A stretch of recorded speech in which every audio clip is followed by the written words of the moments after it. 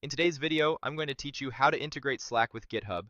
We'll start in a browser so it's quick and easy to follow. Open Google, and in the search bar type Slack GitHub, then press Enter. You're looking for the official result that pairs these two tools together. Click the result labeled Slack plus GitHub. That will take you to the integrations landing page. On this page, take a moment to scan what the app does. You'll see that it brings key GitHub activity into Slack, like pull requests, issues, and commits, and it can unfurl links with rich previews. It also supports handy /commands to help you take action without leaving Slack.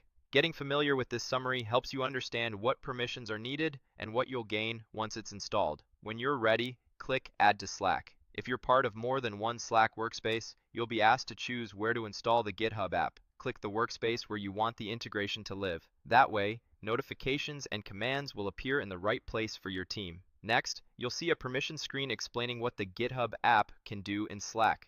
This is a good checkpoint to review access carefully. If you want to pause and reconsider, go ahead and click Cancel. That simply stops the install for now. When you're comfortable proceeding, return to the same screen and click Allow. Granting these permissions connects Slack to GitHub so the integration can post updates, respond to commands, and show rich link previews.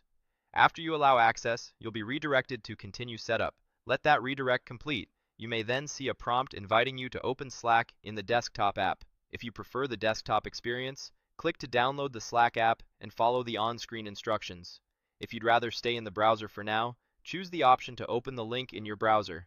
Either path works. The integration behaves the same. Once Slack opens, look in your sidebar for the GitHub app. Click GitHub to open its home in Slack. This is where the app posts a welcome message, quick actions, and helpful links. If you're trying to find general tips, you might notice a link that says Looking for Slackbot. Click that to see where Slack's built-in helper messages live. It's a useful place to revisit if you need guidance on common questions. When you're done, click back into the GitHub app in your sidebar to continue. Inside the GitHub app, open the welcome message titled Hello Team.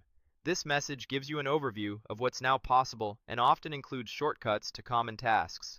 Reading it end to end will save you time later, since it highlights how to surface repository activity, how link previews behave, and where to manage app settings within Slack. Finally, click Examples. This section shows sample messages and the kinds of events the integration can send, like a pull request being opened, a review requested, or an issue being assigned. It's a great way to visualize how updates will appear in your channels before you enable anything broadly. Keep this area in mind as a safe sandbox to learn formatting, mentions, and notification styles. A few tips as you wrap up. Keep permissions scoped to the workspace that truly needs GitHub updates to reduce noise. If your team uses both public and private channels, decide which ones should receive development alerts so conversations stay focused.